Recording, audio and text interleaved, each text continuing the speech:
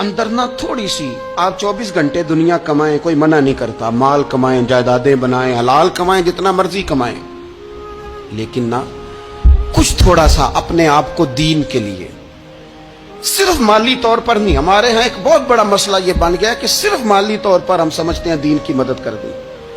اگر آپ اپنے پتر کو نمازی بنا چکے ہیں تو ایک کام آپ نے دین کی خدمت کا کر لیا۔ اگر آپ کی بیٹی پردے کی عادی ہو گئی ہے تو آپ نے دین کی خدمت میں ایک حصہ ڈال لیا ہے۔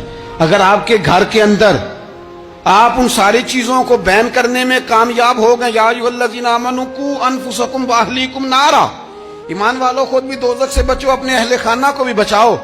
اگر فحاشی اور یانی کا رستہ آپ نے اپنے دروازے کے باہر روک دیا ہے تو آپ نے دین کی خدمت کر لی ہے۔ اگر آپ اپنے دوستوں کو نمازی بنانے میں کامیاب ہو گئے، اگر آپ چند لوگوں کو قرآن پڑھانے میں کامیاب ہوئے ہیں، تو پھر کچھ نہ کچھ حصہ آپ نے دین میں شامل کیا ہے۔ کرنے کا کام یہ ہے کہ اپنا اپنا حصہ، اپنی اپنی خیر دین میں ملائیں، جدوجہد کریں، کوشش کریں۔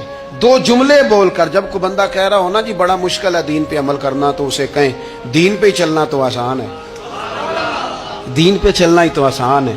جب بڑی دین مخالف باتیں ہو رہی ہوں تو وہاں ساری برادری کٹھی بیٹھی ہے نا، بچے کے دن رکھے جا رہے ہیں، تو میں دین کی خدمت بتا رہا ہوں کیا کیا کرنی ہے۔ بیٹے کے دن طے ہو رہے ہیں تو کوئی کہتا ہے کہ ماموں کو منا لو ناراض ہے، چچا کو منا لو ناراض ہے۔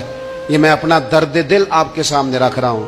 دین کی خدمت یہ ہے کہ ایک بندہ بیچ میں سے بولے، وہ کہے او شادی میں کوئی غیر شرعی کام نہ کرنا، سب کو منا رہے ہو تو کہیں رب رسول کو ناراض نہ کر لینا۔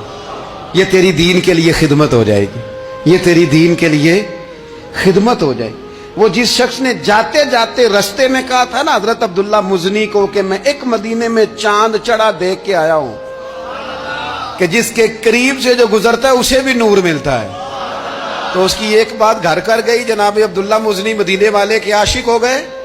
آپ کہہ دیں بات پھیل جائے گی، اللہ اسے پھیلا دے گا۔